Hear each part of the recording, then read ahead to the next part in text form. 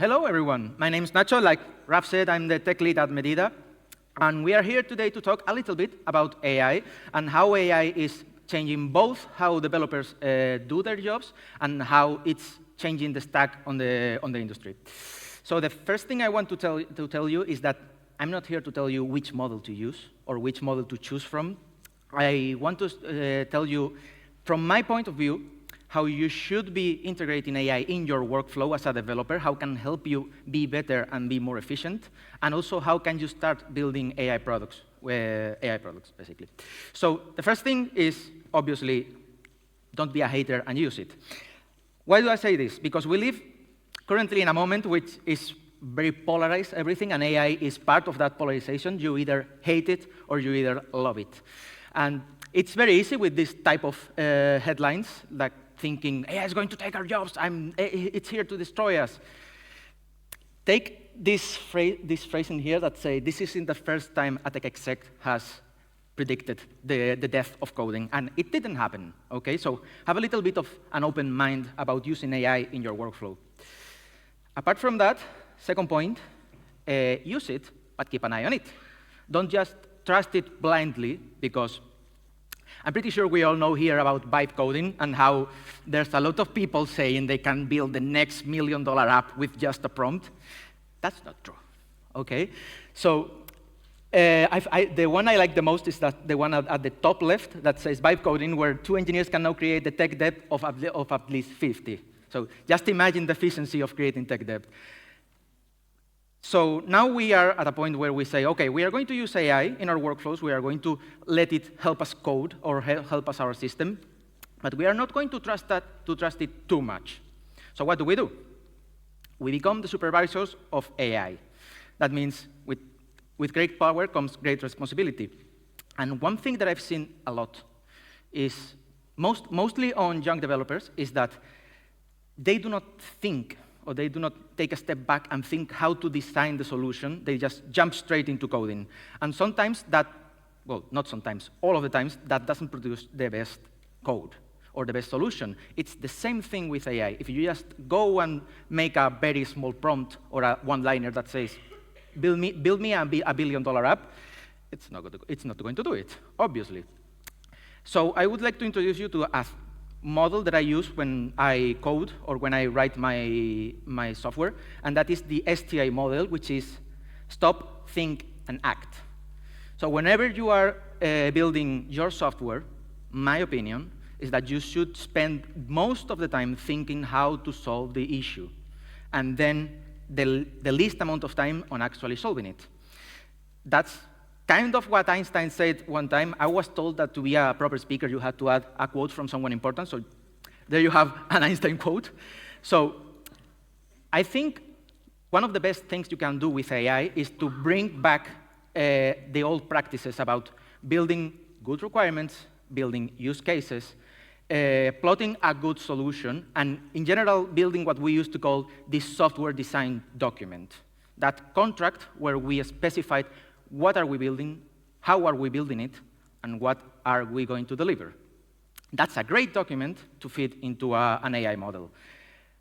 And one of the most important points of this is using the right tool for the job, and we'll see that in a minute. One very important thing to do with any model is not assuming things, it's setting the context for it, okay? The problem with LLMs, not really a problem, but how they work, they fill the blanks that you leave. So the least specific you are with your prompts or with your solutions or with what you want to build, the more things the AI has to fill in. And that's when we start getting a lot of issues or a lot of unwanted things. So I've put here a couple of parts that you can add to your prompts to help the LLM give your best solution. So for example, the one I like the most is writing an empty file with all the steps and choices you make and why. That's the fallback. If you left anything that you didn't specify to the AI, make it tell you what's doing and why is it doing it. And it's also really good when you are programming with it and maybe you are end of the day. The next day you can ask it, okay, for context, take this file, reload your context, and we are going to take it from here. And also using or don't using whatever framework, tool that you don't want, because it's your responsibility to set the context of what is about to be built. So I told you earlier that one of the most important things is using the right tool for the job, okay? This is a prompt that I use to kind of analyze if the model that I'm about to use is good, for example, for coding. What this prompt says, it's very basic. The first paragraph, what it does, it sets the context. It tells the model, you need to act as a software engineer. You are specifically expert in performance and all that good stuff. And then the second is the issue. The issue we are about to solve is very simple. We have two arrays, but one of them has reference to the other. Every developer, or most developers, will know this is a nested for loop. And if you have large data sets, this can scale pretty badly quite quickly.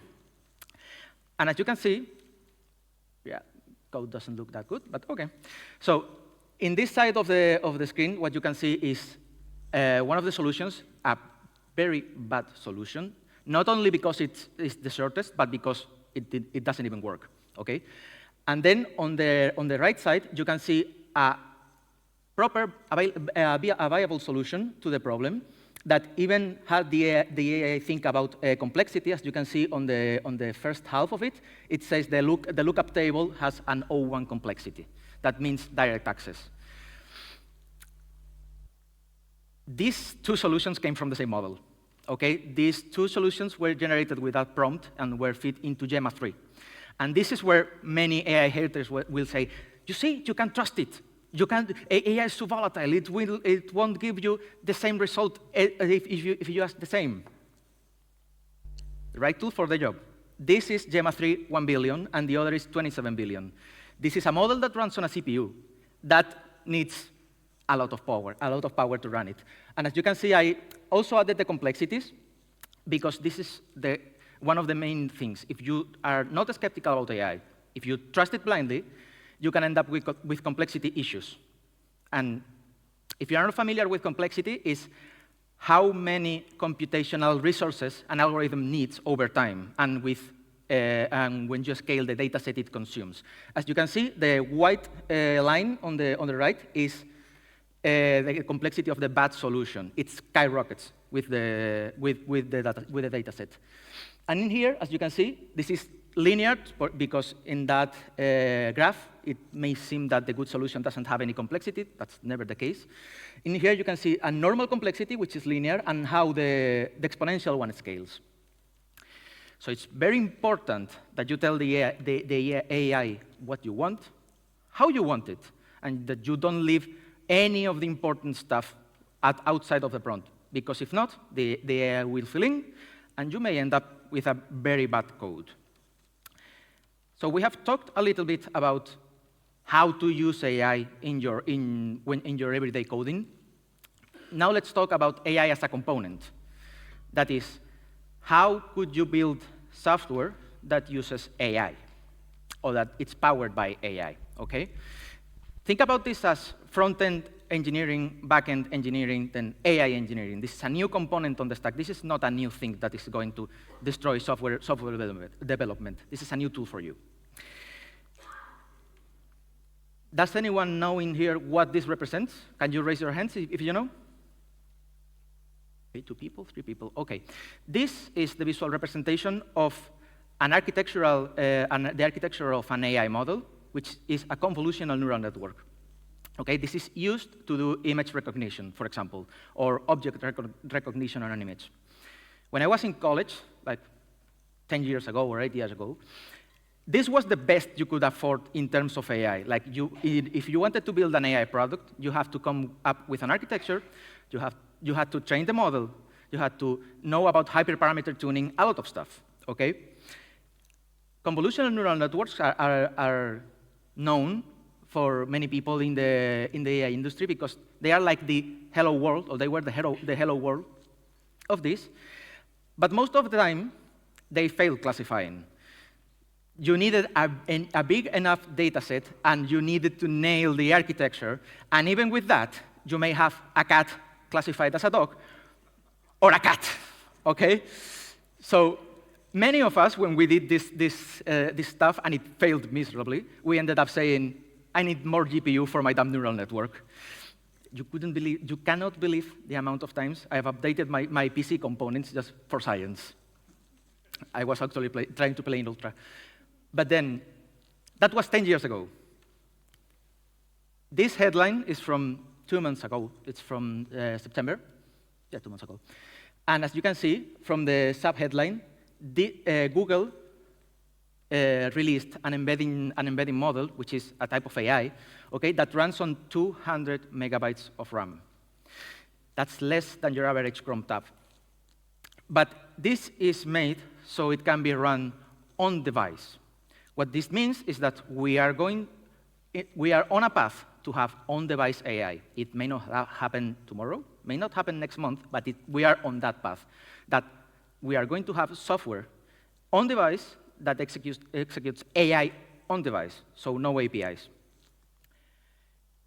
So if you are going to build a software product that uses AI, this is the phrase that you should have in mind when you are going to design the system.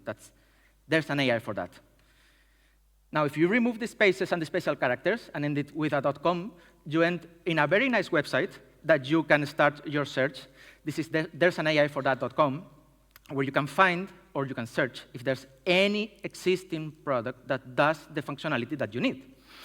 This will help you bootstrap your application before jumping into more complex stuff about training models and things like that. And then what happens if the thing I want to build doesn't exist here? I have another URL for you, of course. That's huggingface.co. This is not the alias for someone that doesn't know anything about private space. This is the biggest repository for AI models with over 2 million models that you can use. And you can filter by the task or the platform that you want to use. Okay? Even the Google models, the Gemma models, are in here. And this page will provide you with bootstrap code that you can start, where you can start your journey with the models and evolve from there. And now, this is my example of what a hello world in the current age of AI looks like. This is Retrieval-Augmented Generation. This is a technique that uses an LLM to make it talk about what you want. Okay? You don't rely on what the LLM knows. You rely on your ability to tell the LLM, learn about this, and then ask the questions to the people. As you can see, we have 3 basic steps, which is retrieve, augment, and generate. Basically, we need to create the corpus of text that we want the AI to learn about it. Then we need to augment using a tool called embeddings. We'll talk about that in a minute. And then we can have our model generate new answers based on that content. The key benefit of this is that, like I said, we don't rely on what the LLM knows. We rely on what we are telling that model to learn. And here's my take on that test. I added a QR code, so you can check, you can have a test of how a retrieval-augmented generation system looks. Unfortunately, Cloudflare is down today, so the QR doesn't work, so sorry about that. But basically, what I did is very simply in Google Colab, which is a platform that you can use to bootstrap or to start testing and tinkering with AI. I loaded a model. I fed a lot of Warhammer lore on it. Not a lot, just a little bit, so it can answer the questions. What I want you to take from this is, with super few lines of code, you can start your system, and you can start having an LLM doing your work. And retrieval-augmented generation, you can use it to build a chatbot. You can feed, for example, code reviews. So you can have a system that generates automatically reviews based on your needs. Or if you have a team, you can feed it the comments of your team, and it will learn how you code or how you do things on your work, and it will generate those reviews for you. And the main thing about this is start tinkering, start testing with it, start looking at models, start thinking how to add AI to your products and to your code, because it can augment the value of your product a lot. And that's it, to be honest. Thank you for attending.